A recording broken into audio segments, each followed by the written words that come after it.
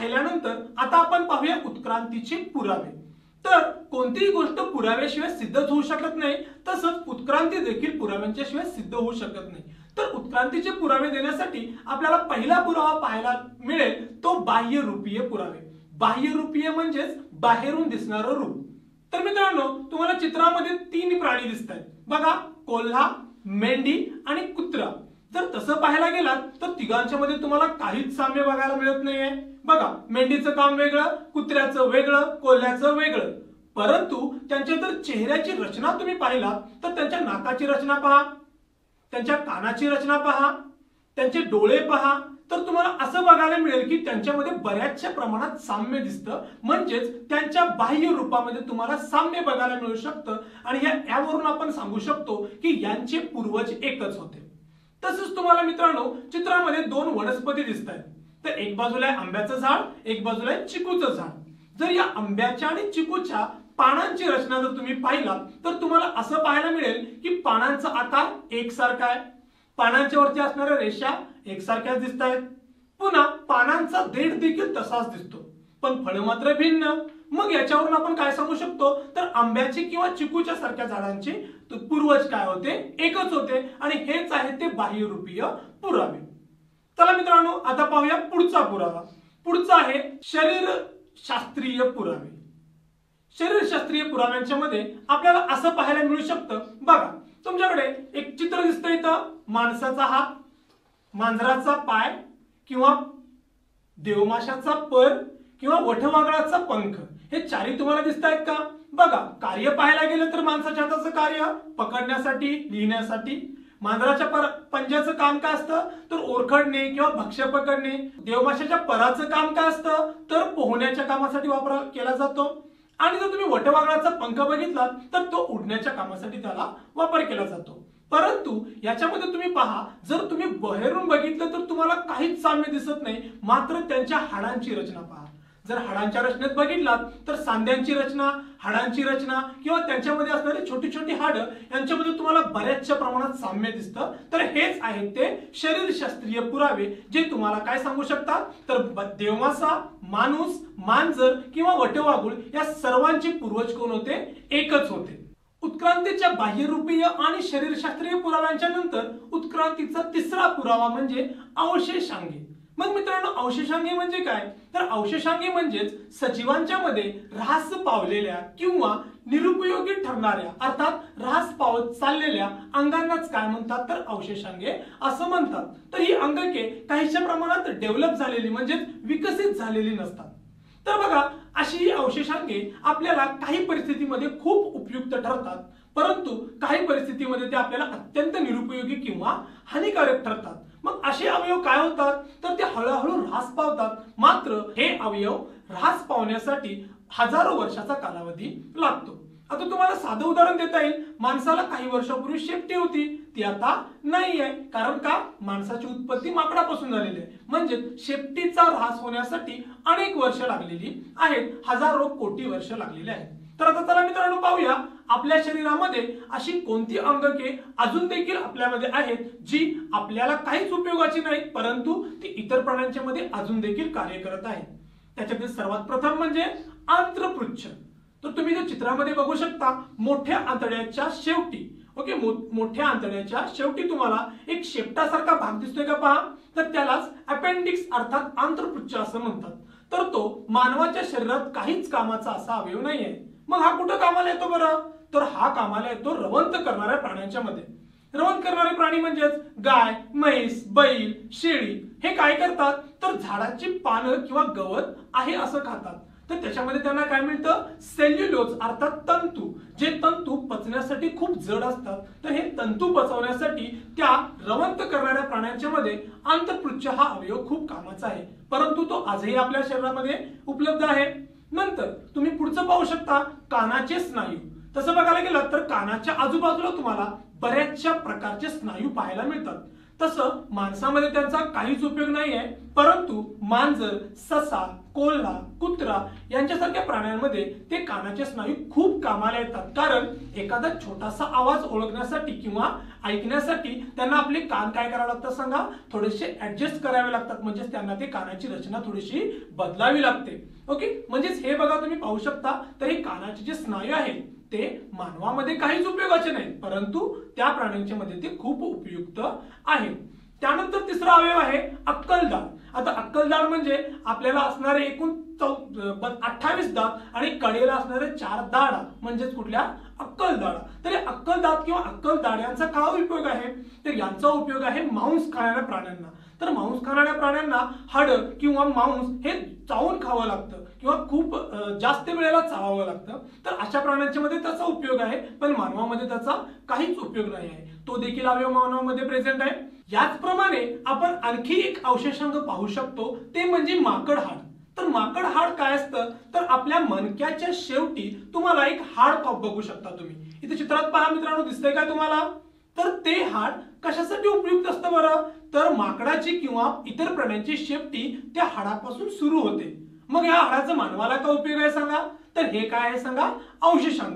त्याचप्रमाणे अंगावरील केस आहेत जे मानवाला काहीच उपयोगाचे नाहीत, कारण ते इतर प्राण्यांना थंडीपासून संरक्षण करण्यासाठी उपयुक्त आहेत. मात्र मानवाला त्याचा काहीच उपयोग नाही, कारण का आपण कपडे किंवा इतर काही गोष्टी घेऊन आपण थंडी, ऊन, वारा यांच्यापासून आपले संरक्षण करू शकतो. म्हणजेच तुम्ही मित्रांनो पाहू शकता, तर आंतरपुच्छ असेल, माकड हाड असेल, अंगावरील केस असतील, अक्कलदाढ असेल किंवा कानाचे स्नायू असतील, तर हे अवयव मानवामध्ये काहीही कामाचे नसताना देखील मानवामध्ये ते अजूनही आहेत, परंतु हे इतर प्राण्यांच्या मध्ये अजून देखील कार्यरत आहेत. याच्यावरून आपण काय सांगू शकतो, तर त्या प्राण्यांचे आणि मानवाचे या सर्वांचे पूर्वज एकच होते.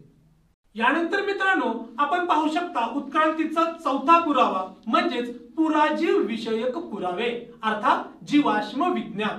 मग मित्रांनो आता आपण पाहिलं की सुमारे 3.5 अब्ज वर्षापूर्वी पृथ्वीची उत्पत्ती झाली आणि त्यावेळी कोणत्याही प्रकारचे सजीव अस्तित्वात नव्हते, परंतु हळूहळू सजीव अस्तित्वात आलेले आपण पाहू शकतो. मग याला पुरावा काय, तर त्यासाठी मित्रांनो आपल्याला करावी लागेल एक प्रक्रिया ज्याला उत्खनन असे म्हणतात.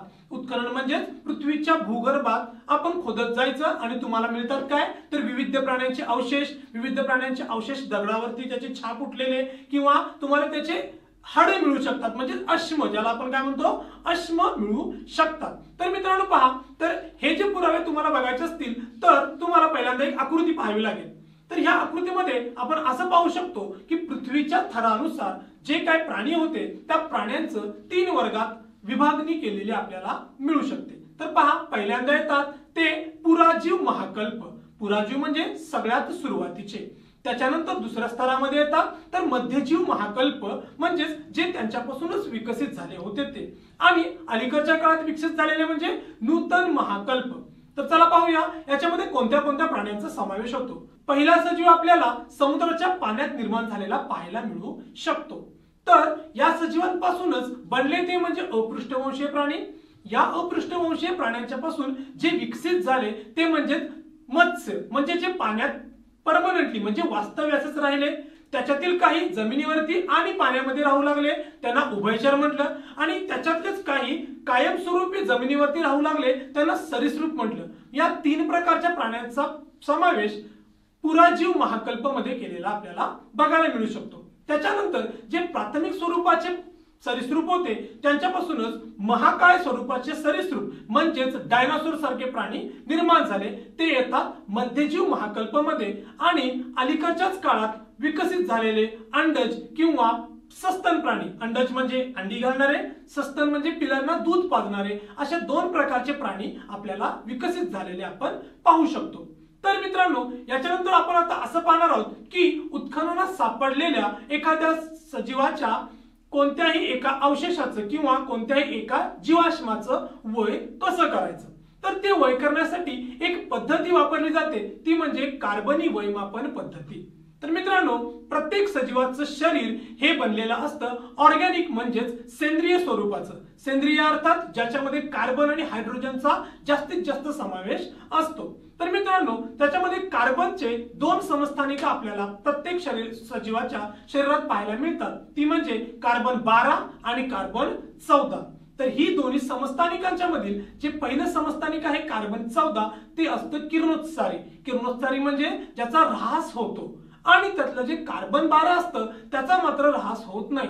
मग मित्रांनो याचा ऱ्हास कधी होतो तर एखादा सजीव मृत पावल्यानंतर। बरं का, हे लक्षात ठेवा की कोणताही सजीव मृत पावल्यानंतरच त्याच्यातील कार्बन 14 किंवा कार्बन 12 यांचा ऱ्हास व्हायला सुरू होतो। त्याच्यातील कार्बन 14 कोण आहे तर किरणोत्सारी। तर केलं काय जातं तर कार्बन 14 आणि कार्बन 12 यांचं एकमेकाशी गुणोत्तर काढलं जातं, आणि या गुणोत्तराचाच वापर करून मिळालेलं जीवाश्म किती वर्षापूर्वीचं आहे हे शोधलं जातं, आणि हीच पद्धती म्हणजे कार्बनी वयमापन पद्धती। मग याच पद्धतीचा वापर विविध प्रकारचे हस्तलिखित असतील किंवा विविध प्रकारचे जीवाश्म असतील तर यांचं वय काढण्यासाठी त्याचा वापर केला जातो।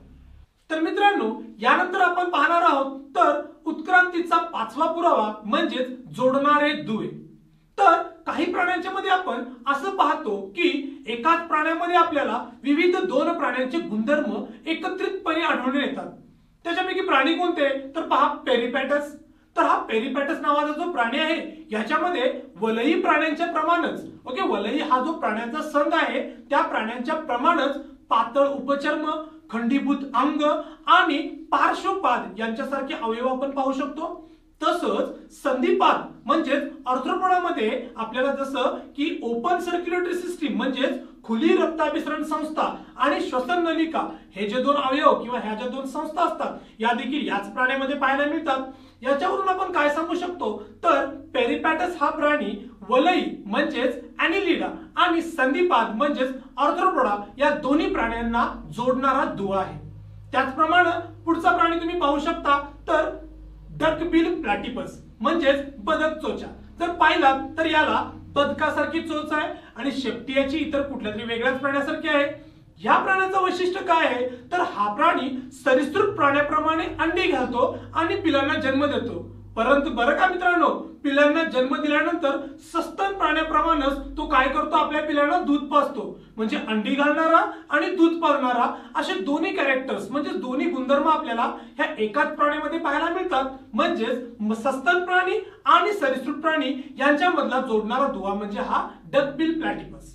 याच्यानंतर आपल्याला लंगफिश नावाचा एक मासा म्हणजे मत्स्य पाहायला मिळतो। तर मासा असून देखील फुफ्फुसाद्वारे श्वसन करणारा हा मासा आहे। तर यावरून विद्यार्थी मित्रांनो आपण असा निश्चितपणे निष्कर्ष काढू शकतो की सस्तन प्राण्यांचा विकास हा सरीसृप प्राण्यांच्यापासून झालेला आहे आणि उभयचर प्राण्यांचा विकास हा मत्स्य प्राण्यांच्यापासून झालेला आहे। म्हणजे सस्तन प्राणी हे सरीसृप प्राण्यांना जोडणारे दुवे आहेत तर उभयचर प्राणी हे मत्स्य प्राण्यांना जोडणारे दुवे आहेत। ओके, आता याच्यानंतर आपण पाहूया 6वा पुरावा तो म्हणजे भ्रूणविषयक पुरावे। पहा मित्रांनो तुम्हाला इथे चित्रात काही प्राण्यांचे भ्रूण दिलेले दिसतात। तर तुम्ही याच्यावरून सांगू शकता का की कोणता भ्रूण कोणत्या प्राण्याचा आहे? निश्चितपणे सांगू शकत नाही, कारण सर्वांचा आकार एकसारखा कॉमा शेप म्हणजेच स्वल्पविराम अवस्था असं आपल्याला बघायला मिळतं। याच्यानंतर दुसऱ्या अवस्थेत बघा, इथं मात्र मासा आणि सॅलॅमेंडर यांचे भ्रूण जे पहिले 2 आहेत ते तुम्हाला क्लिअर म्हणजे स्पष्टपणे बघायला मिळतात, पण तिथून पुढचे प्राणी पहा नाही ओळखू शकत ना। आता पाहूया तिसरी अवस्था। आता तिसऱ्या अवस्थेमध्ये तुम्हाला मासा, सॅलॅमेंडर, कासव, कोंबडी, डुक्कर, गाय, ससा व मनुष्य यांचे भ्रूण तुम्हाला एकसारखे दिसतात का बघा? नाही, भिन्न भिन्न। म्हणजेच पहिल्या अवस्थेमध्ये जर तुम्ही बघितलात तर ते तुम्हाला एकसारखे दिसत होते, दुसऱ्यामध्ये देखील ते तुम्हाला एकसारखे दिसत होते, परंतु तिसऱ्यामध्ये मात्र त्यांच्यामध्ये भिन्नता पाहायला मिळते। आणि याच्यावरूनच आपण काय सांगू शकतो तर ह्या सर्व प्राण्यांचे पूर्वज काय होते? एकच होते।